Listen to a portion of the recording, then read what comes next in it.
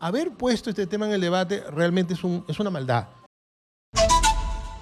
Estamos en estos momentos en los estudios con el presidente de las MIPES Unidas del Perú, Daniel Hermosa. Ayer, el ministro de Trabajo, Daniel Maurate, devolvió a la palestra del debate público, o al menos de la expectativa de los trabajadores, el incremento de la remuneración mínima vital, el incremento del sueldo mínimo. Y ayer cuestionábamos, tras dar a conocer esa noticia, si era prudente lo que el gobierno estaba haciendo al anunciar esta posible evaluación del aumento del sueldo mínimo en un contexto donde hay situaciones de criminalidad, precarización laboral, desempleo, recesión económica y además el escándalo mediático del jaloneo a la presidenta Dina Boluarte en Ayacucho.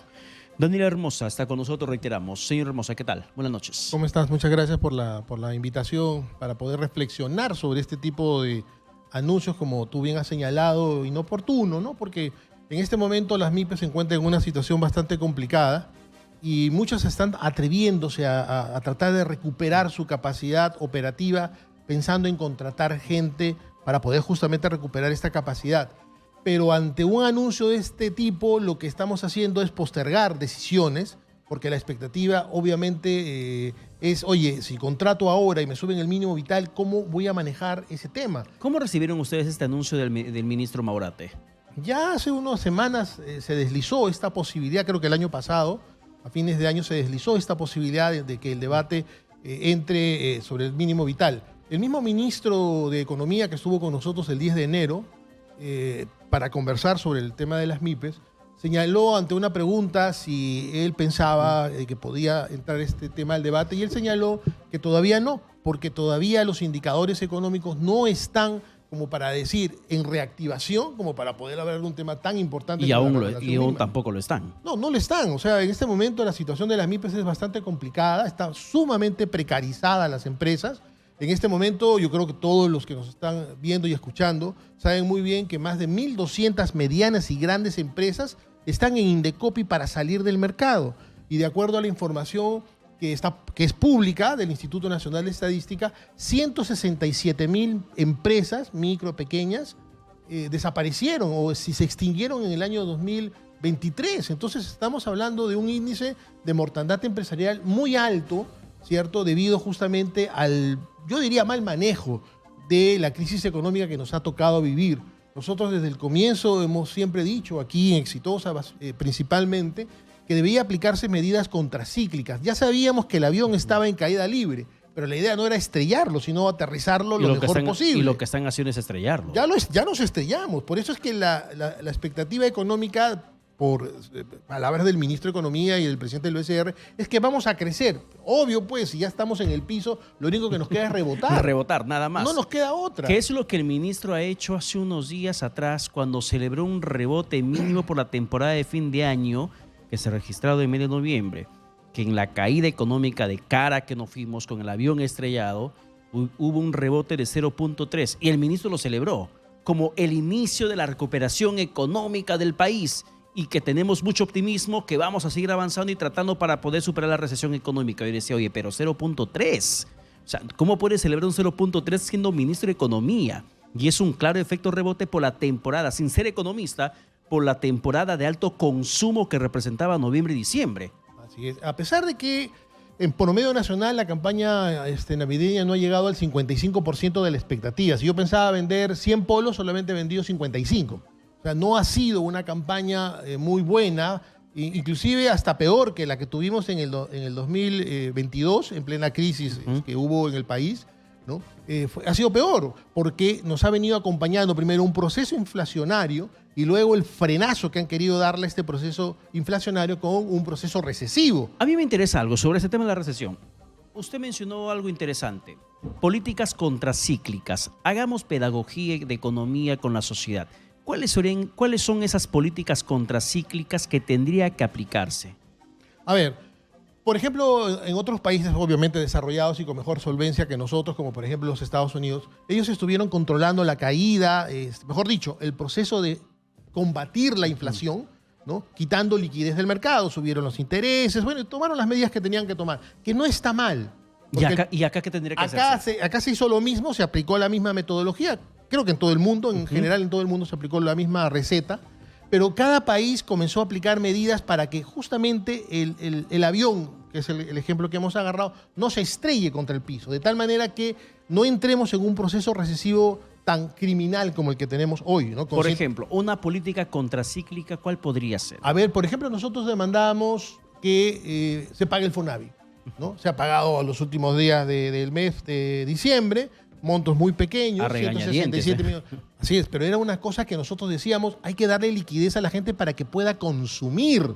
Luego, los programas de empleo temporal. Nosotros señalamos, y pueden revisar todas las declaraciones que hemos dado en los últimos 365 días, que era necesario impulsar las políticas de empleo temporal a través del Ministerio de Trabajo, que tiene un programa muy bueno para eso. Igualmente, el tema de los créditos. Los créditos no llegaron y no llegan a la microempresa. Y ahí nosotros también propusimos una posibilidad de que a través de mecanismos como el Banco de la Nación, Foncodes, el MIDIS, pudiera atender a un sector como por ejemplo las bodegas que están muy golpeadas y que no tienen ni un solo programa en favor del comercio minorista. Mira, las manufacturas tienen Compras Mi Perú. Los pescadores tienen sus fondos, ¿no? El turismo también, hasta bono le han dado a los operadores de turismo, a la gente que trabaja en el sector. Pero al sector comercio minorista, que se fajó durante la pandemia, ¿cierto? Vendiendo sus productos, haciendo delivery, con las puertas abiertas mientras todos estábamos guardados en nuestras casas y ayudó a la seguridad alimentaria, no se le ha dado absolutamente nada. Lo único que ha tenido, y hay que reconocer, de este ministro de Economía, es que el año pasado no le subió el impuesto selectivo al consumo, porque él sabe que incrementar el selectivo al consumo para los productos que comercializan las bodegas, inmediatamente se retrae el consumo. Eso fue el año pasado. El año pasado. Y él sabía, este año sí lo van a hacer. sabía, ojalá que no, o si lo va a hacer, que lo haga con la prudencia del caso, de tal manera que el impacto no sea muy grande. O sea, si piensa que debe subir 10, pues que lo suba a la mitad o menos, de tal manera que el impacto no sea fuerte, que sea gradual. No, si es que no hay otro remedio más que subirlo. Claro, están pensando en recaudación, pues. Y recordemos que el selectivo al consumo no es un impuesto recaudatorio, es un impuesto social, porque evita el exceso de consumo de determinados productos como las bebidas azucaradas, las bebidas alcohólicas y el cigarro, ¿no? Que son parte del gran ingreso, porque tienen márgenes altos, de las bodegas. Entonces, pensemos más en un tema de recaudatorio, pensemos un poco en las 500.000 familias que forman la familia bodeguera. Y es un tema, y no solamente nos quedamos ahí, tenemos la industria gráfica, tenemos los salones de belleza, hay tanto sector.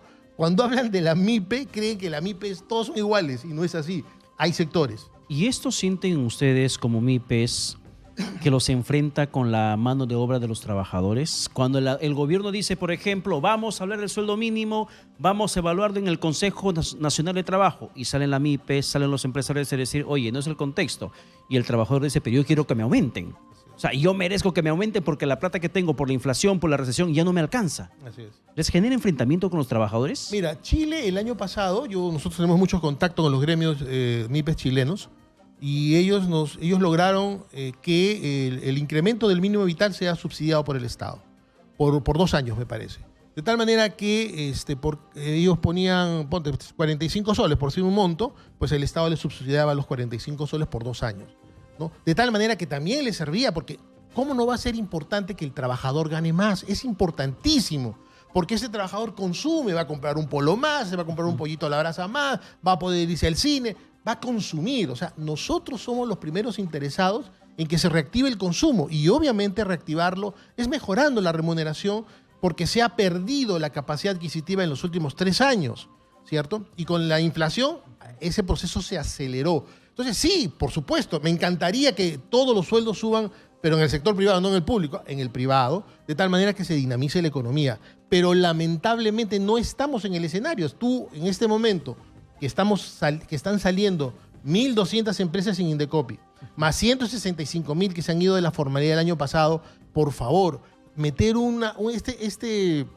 este tema en debate me parece irresponsable, porque quien tenía la expectativa de contratar en las próximas semanas va a estar esperando a ver qué pasa. Si contrato y me suben el mínimo, ¿cómo lo pago? Inflas tu planilla. Por eso te digo, o sea, ¿cómo lo pago? Entonces, mejor voy a esperar a ver qué pasa. Entonces, haber puesto este tema en el debate realmente es una maldad, ¿no? Así como el tema de la reforma tributaria, donde nos están quitando los regímenes especiales que tiene la MIPE, que también el ministro de Economía lo pone al debate en un proyecto de ley al Congreso, ¿no? Quitándonos, y obviamente eso va a incrementar los costos de impuestos. Pero el MEF, y le compartí en interno esto, el MEF había anunciado esta modificación de los regímenes tributarios como un proceso de simplificación tributaria del país. Bueno, este proceso de simplificación es exigido, y lo dijo el ministro en la reunión del 10, por la OCDE, por el Banco Mundial, por el FMI. ¿Pero qué significa simplificación? Es que no es una simplificación. Claro, si tenemos 4 regímenes tributarios y solamente al final vamos a terminar teniendo uno, obviamente estamos simplificando. El tema es que a todo el sector empresarial nos va a poner en el régimen general. El régimen MIPE funciona y funcionó. Es cierto que hay distorsiones, no deja de ser cierto que hay empresas que han abusado de ese régimen. Porque ¿qué ha pasado? No han crecido y lo que han hecho es subdividirse para mantenerse en ese régimen especial, abusando de la ley. Pero eso no quiere decir que la ley haya sido mala. La ley ha sido muy buena para la formalización.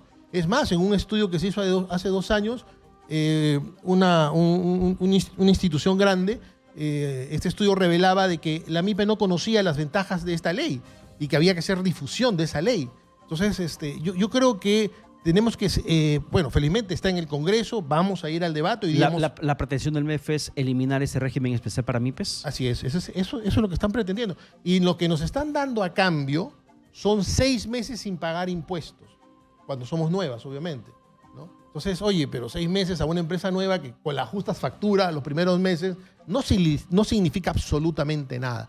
Nosotros apostamos por el gradualismo, o sea, que esa ventaja tributaria se vaya quitando a través del tiempo.